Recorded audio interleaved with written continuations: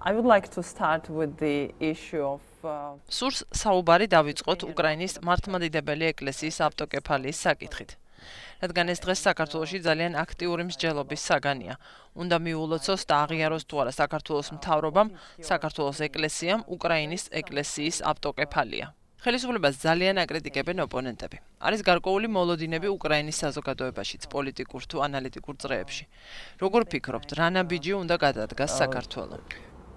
What is your opinion? What should be Georgia's step? Well, first I have to say that I'm myself not Orthodox. I'm not even პირველ რიგში უნდა ვთქვა, რომ მე თვითონ არ ვარ მართლმადიდებელი. ქრისტიანიც კი არა ვარ იმ თვალსაზრისით, რომ განასაკითხი რელიგიას ეხება? არა, მე უბრალოდ რაღაცის თქმა მინდა მართლმადიდებელ ეკლესიაზე, მაგრამ არა როგორც ამ ეკლესიის ნაწილს, არამედ როგორც ასე ვთქვათ, გარედან მაყურებელს. ვფიქრობ, ყველამ უნდა მიულოცოს უკრაინას ავტოკეფალიის მოპოვება ორი მიზეზის გამო. პირველ რიგში იმიტომ, რომ წინა ვითარება არანორმალური იყო. უკრაინის მართლმადიდებელი ეკლესია ძალიან დიდია და მას არ ჰქონდა ავტოკეფალია. ეს არანორმალური ვითარება ახლა გამოსწორდა. არ არსებობდა მიზეზი, რატომაც უკრაინას არ უნდა ჰქონოდა ავტოკეფალია და ყოფილიყო მოსკოვის საპატრიარქოს ნაწილი. მეორე უფრო თემატური მიზეზი, რატომაც უნდა მიულოცოთ უკრაინას ეს ამბავი არის აბსურდული სიტუაცია. რუსეთი და უკრაინა ერთმანეთს ეომებიან. რუსეთის მართლმადიდებელმა ეკლესიამ მოსკოვის საპატრიარქომ კი სამწუხაროდ არ დაიკავა მკაფიო პოზიცია ამ კონფლიქტში. არ აღუდგა წინ უკრაინაში რუსეთის შეჭრას. რუსეთის ეკლესია წინ რომ აღდგომოდა რუსეთის აგრესიას, ვფიქრობ განსხვავებული ვითარება გვექნებოდა. თუმცა მიზეზთა გამო მოსკოვის საპატრიარქოს ეს არ გაუკეთებია და სხვა გზა არც იყო. უცნაური ვითარებაა, როცა რუსეთის მართლმადიდებელი ეკლესია კვლავაც ფართოდ არის წარმოდგენილი უკრაინაში, მიუხედავად იმისა, რომ ეს ეკლესია ძალიან დაახლოებულია რუსეთის ხელისუფლებასთან. in Ukraine, although it is a church that is very close to the Russian state. Yeah, the issue has much longer history than the war. საკითხის ისტორია გაცილებით ძველია, ვიდრე რუსეთ-უკრაინის სამხედრო დაპირისპირება, თუმცა რა თქმა უნდა, ეს ომი მნიშვნელოვან კონტექსტს ქმნის. მოდით გავაგრძელოთ თქვენი იდეებითა თუ სცენარებით პოსტსაბჭოთა ბანაკის ქვეყნების უკრაინის, საქართველოსა და მოლდავეთის უსაფრთხოების გაძლიერების საკითხზე. რატომ ფიქრობთ, რომ აზრი აქვს ამ ქვეყნების უსაფრთხოების უზრუნველსაყოფად ნატოს გარდა სხვა ალტერნატიულ გზებსა და სისტემებზე ფიქრს? საქართველო წლებია ადგას ნატოში ინტეგრაციის გზას, თუმცა ჯერ კიდევ არ ვიცით, როდის დადგება საბოლოო შედეგი ნატოს წევრობა. Will be the final result entering the NATO. Well, and that's exactly the problem. That Yes, sure. There is no სწორედ ეგ არის პრობლემა, რომ ჯერჯერობით არ ჩანს ნატოში გაწევრიანების მკაფიო პერსპექტივა. სინამდვილეში არსებობს უკრაინისა და საქართველოსთვის 2008 წელს მიცემული ნატოში მიღების დაპირება. გარკვეული თვალსაზრისით პარადოქსულიცაა, რომ ეს დაპირება მიცემული იყო სამოქმედო გეგმის გარეშე. ნატოსთან დაკავშირებით პრობლემა ისაა, რომ გადაწყვეტილებას გაწევრიანების შესახებ იღებს არა ნატოს ბიუროკრატია ან სამხედრო თუ პოლიტიკური ხელმძღვანელობა, რომელიც ძალიან პროქართული და პროუკრაინული. რამდენიმე თვეში ბრიუსელში ნატოს პოლიტიკურ ან სამხედრო ხელმძღვანელობაზე რომ იყოს გადაწყვეტილების მიღება, ის დადებითი იქნებოდა. გადაწყვეტილება მიიღება ნატოს ყველა წევრი სახელმწიფოს შეთანხმებით. თითოეულ ქვეყანას აქვს ვეტოს უფლება ახალი წევრის მიღების გადაწყვეტილებაზე. მთელი პრობლემა ამაშია. ამიტომაც ჩნდება კითხვა, რა ვქნათ? აქამდე სამწუხაროდ პასუხი დასავლეთისთვის, უკრაინისა და საქართველოსთვის არის არსებითად არაფერი. არის გარკვეული უნიშნელო გაუმჯობესება საქართველოსა და უკრაინის სამხედრო ძალებისა და მათი ნატოსთან თანამშრომლობის. ლაპარაკი არ არის სხვა დიდი ხელშეკრულებების ალიანსის უფრო ფართო და მრავალმხრივი გადაწყვეტილების ძიებაზე. ამიტომაც ჩემს სტატიაში გამოვკვეთე ზოგიერთი შესაძლო გზა ამ კუთხით. ნატოში ინტეგრაციის პარალელურად? დიახ, ანდა ვიტყოდი ნატოში წევრობამდე პერიოდში. ეს არის დროის მონაკვეთი დღეიდან ნატოში გაწევრიანებამდე. რა უნდა გააკეთოს საქართველომ და უკრაინამ ამ პერიოდში. მე თუ მკითხავდით, მე მხარს დავუჭერდი ამ ქვეყნების დღესვე გაწევრიანებას ნატოში, ეს უდაოდ იქნებოდა საუკეთესო გადაწყვეტილება. მაგრამ თუ კი ვივარაუდებთ, რომ შეიძლება წევრობამდე დიდი დრო იყოს, უნდა მოვიფიქროთ, რა გავაკეთოთ მანამდე. დასავლელი პარტნიორებისთვის ნატოში წევრობის კვლავ და კვლავ მოთხოვნა შეიძლება არ იყოს საკმარისი. ვფიქრობ, ესეც გასაკეთებელია, თუმცა თქვენ ისიც ახსენეთ, რომ წევრობის მოთხოვნაში ზედმეტად აქტიურობა შეიძლება პროცესისთვის დამაზიანებელიც კი იყოსო. დამაზიანებელი შეიძლება ზედმეტად ძლიერი სიტყვა იყოს. არ ვიცი, როგორ იყო თარგმნილი ჩემი სტატია, მაგრამ ეს შეიძლება იყოს ყურადღების გადამტანი. როცა ადამიანები სულ ერთ საკითხზე ლაპარაკობენ, ეს მათ ხელს უშლის იფიქრონ უფრო რეალისტურ ალტერნატივებზე ახლო მომავლისთვის, ვიდრე ნატოს წევრობამდე. ამ თვალსაზრისით, ნატოში გაწევრიანებაზე მსჯელობა შეიძლება დამაზიანებელიც იყოს ამ ქვეყნების ეროვნული ინტერესებისთვის, რადგან ჩემი აზრით შეიძლება შეიქმნას კიდევ უფრო აბსურდული ვითარება, როცა ეს ორი ქვეყანა ნატოში შევა მხოლოდ მაშინ, როცა მათთვის ეს აღარ იქნება ისეთი მწვავე საჭიროება, როგორიც დღეს არის. ეს შეიძლება იყოს ძალიან სევდიანი სცენარი. თუკი ნატოს ყველა წევრი ქვეყანა მხოლოდ მაშინ დათანხმდება საქართველოსა და უკრაინის ნატოში მიღებას, როცა ეს ორი ქვეყანა მოაგვარებს თავის პრობლემებს რუსეთთან. ასეთ ვითარებაში მათთვის ნატოს წევრობა აღარ იქნება ისეთი მწვავე საჭიროება, რადგან რუსეთია დღეს მათთვის მთავარი საკითხი. That statement, yeah, I read that also in your article. The statement may sound. დიახ, ეს მოსაზრებაც ვნახე თქვენ სტატიაში. ეს განცხადება შეიძლება ერთდროულად ჟღერდეს თამამად, აგრეთვე ოპტიმისტურად იმ მხრივ, რომ საქართველო და უკრაინა მომავალში თავისით შეძლებენ თითქოს რუსეთთან პრობლემების მოგვარებას. ამავე დროს ეს განცხადება პესიმისტურადაც ჟღერს. თუ შეიძლება მეტი რომ ვთქვათ. At the same time, it sounds pessimistic. Yes. So, could you elaborate more? Well, I think it comes at the end of the day. It comes down to the question of. საბოლოოდ ეს ყველაფერი დადის მოსკოვის პოლიტიკის ან მოსკოვში რეჟიმის შეცვლის საკითხამდე. ანუ თუ კი სახეზე გვექნება ანარსებული რეჟიმის პირობებში მოსკოვის საგარეო პოლიტიკის მნიშვნელოვანი ცვლილება ან ახალი რეჟიმი. ასეთ ვითარებაში ვფიქრობ, ყველა საკითხი აფხაზეთი, სამხრეთ ოსეთი, ყირიმი, დონბასი და დნესტრისპირეთიც ახლებურად განიხილება. Crimea and the Donbass, and also about Transnistria. Yeah. Maybe I don't have good enough imagination about.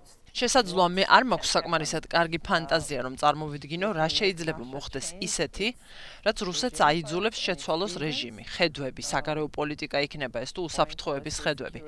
თქვენ რაღაც ჩემზე მეტი წარმოგიდგენიათ ან იცით? Imagine more, or do you know something? But imagine we would be sitting somewhere else, probably not in Georgia, in 1985. მაშინ წარმოვიდგინეთ, რომ მე და თქვენ ვსხედავთ სადღაც სხვაგან, შეიძლება საქართველოშიც, არა მაგალითად 1985 წელს. ჯერ კიდევ საბჭოთა კავშირია და ჩვენ ვსჯელობთ საქართველოს მომავალზე. ალბათ ვიტყოდი, რომ საქართველოს მომავალი არა აქვს, რადგან საბჭოთა კავშირია და მისი გაქრობის ნიშნები არ ჩანს. ჩემი იმედი გარკვეულწილად ემყარება ძალიან მოულოდნელ სცენარს, რომელმაც შეიძლება ყველა სახტად დაგვტოვოს.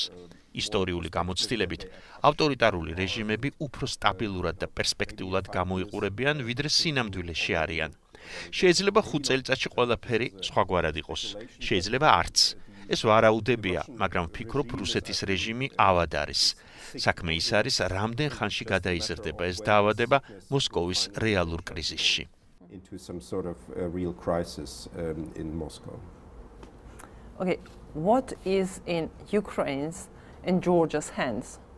რა არის უკრაინის და საქართველოს ხელში ნატოს წევრობამდე პერიოდში? Well, the most obvious thing is obviously domestic development and reform. ყველაზე თვალშისაცემი რაც არის შიდა განვითარება და რეფორმები, რაც ვფიქრობ ყველასთვის ნათელია. ჩემი სტატიის არსი იყო ამ გარდამავალ პერიოდში გვეფიქრა სხვა ალიანსების შექმნაზე, იქნებ სხვა ხელშეკრულებების დადებაზეც, რომლებიც გაზრდიდა საქართველოსა და უკრაინის უსაფრთხოებას. მე ჩამოვთვალე სხვადასხვა ვარიანტი. ვფიქრობ, ხშირად არასათანადოდ ფასდება ევროკავშირში ინტეგრაცია. ადამიანები ევროკავშირს უყურებენ უფრო ეკონომიკური კუთხით.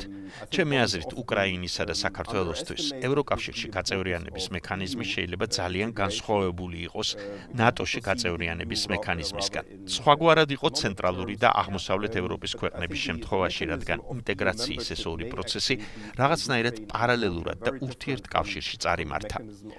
მოლდავეთის, უკრაინისა და საქართველოს შემთხვევაში ჩვენ დღეს გვაქვს ძალიან ფართო ასოცირების შეთანხმებები, რომლებიც ძალიან მომცველია. ეს შეთანხმებები სინამდვილეში ამზადებს ამ ქვეყნებს ევროკავშირში გაწევრიანებისთვის. ვფიქრობ, მათ ასოცირების შეთანხმებებიც კი არ უნდა ერქვას, რადგან ევროკავშირს ასოცირების შეთანხმებები სხვა ქვეყნებთანაც აქვს. საქართველოსთან, უკრაინასთან და მოლდავეთთან შეთანხმებები სინამდვილეში ინტეგრაციის შესახებ შეთანხმებებია, რადგან ხდება ამ ქვეყნების ევროკავშირის ეკონომიკურ და სამართლებრივ სივრცეებში ინტეგრაცია. მას შემდეგ, რაც ასოცირების ეს შეთანხმებები შესრულდება, სამივე ამ ქვეყანას ექნება ძალიან ძლიერი არგუმენტი ევროკავშირში გაწევრიანების სასარგებლოდ, რადგან de facto ისინი ბევრი თვალსაზრისით იქნებიან კიდეც წევრები და იმ მომენტისთვის ევროკავშირისთვის ძალიან რთული იქნება თქვას არა. ევროკავშირს სხვა პათოსი, სხვა ისტორია, სხვა ფილოსოფია აქვს. ევროკავშირისთვის იმ კონკრეტულ ვითარებაში გაცილებით რთული იქნება არას თქმა, ვიდრე ნატოსთვის არის, რადგან ნატო უფრო უკავშირდება ამერიკის შეერთებულ შტატებს ბირთვულ საკითხებს. ევროკავშირი არ არის სამხედრო ორგანიზაცია, მაგრამ რასაკვირველია, უკრაინის, საქართველოსა და მოლდავეთის ევროკავშირში გაწევრიანება ძალიან გაზდიდა მათ უსაფრთხოებას. Extremely increase the security of Ukraine, Georgia and Moldova if these countries become EU members. ასოცირების შეთანხმებებით სრულყოფილადაც რომ შეასრულონ უკრაინამ, საქართველომ და მოლდავეთმა, გაწევრიანება მაინც ევროკავშირის პოლიტიკური გადაწყვეტილების საკითხია. თქვენ ამბობთ, არას თქმა გაუჭირდება ევროკავშირსო. Yes, it is. You said it will be difficult to say no to this. Yes, because then the EU would lose its face. დიახ, ასე იქნება, რადგან ასეთ შემთხვევაში ევროკავშირი სახეს დაკარგავს. Რაღა არგუმენტი უნდა წამოაყენოს მან? ისინი არიან ევროპული სახელმწიფოები. ისინი მზად არიან წევრობისთვის. მათ შეასრულეს ყველა სამუშაო. ეს გავს უვიზო რეჟიმის ამბავს, რასაც მე დიდწილად უკრაინაში ვაკვირდებოდი. იყო ბიუროკრატიული პროცესი.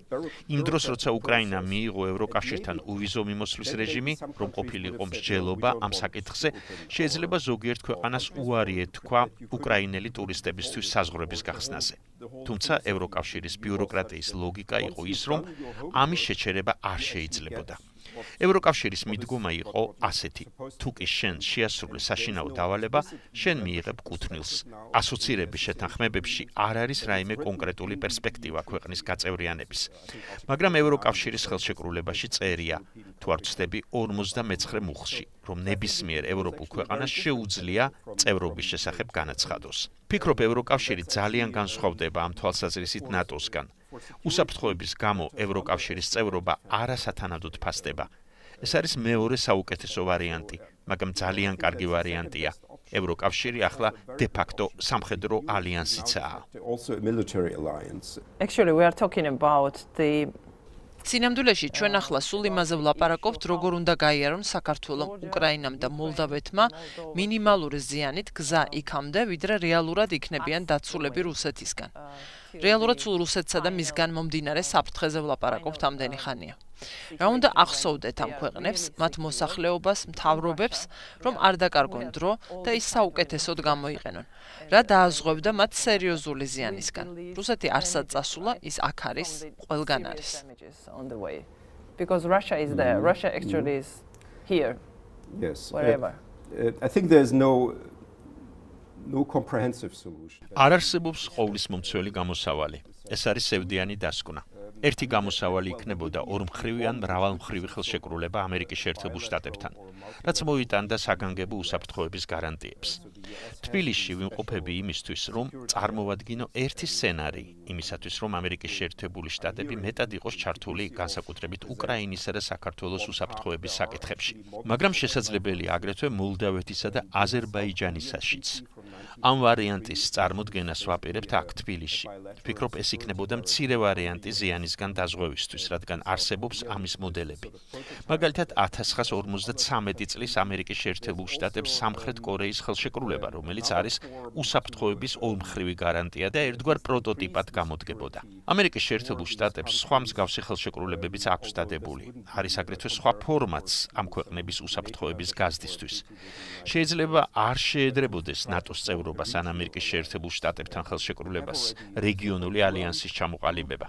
ჩვენ უკვე გვაქვს ეგრეთ წოდებული SUAMI ორგანიზაცია საქართველოს, უკრაინის, აზერბაიჯანისა და მოლდავეთის დემოკრატიისა და ეკონომიკური განვითარებისთვის.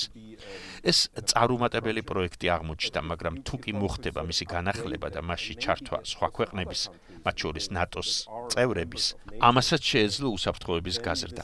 პრობლემა არსებობს ყველა იმ ქვეყნისთვის, რომელიც ეგრეთ წოდებულ ნაცრისფერ ზონაში იმყოფება და რაც კი მას ნაკლებად ნაცრისფერს გახდიდა, იქნება კარგი ამ ქვეყნებისთვის. This gray zone, less gray, so to say, will be good for these countries.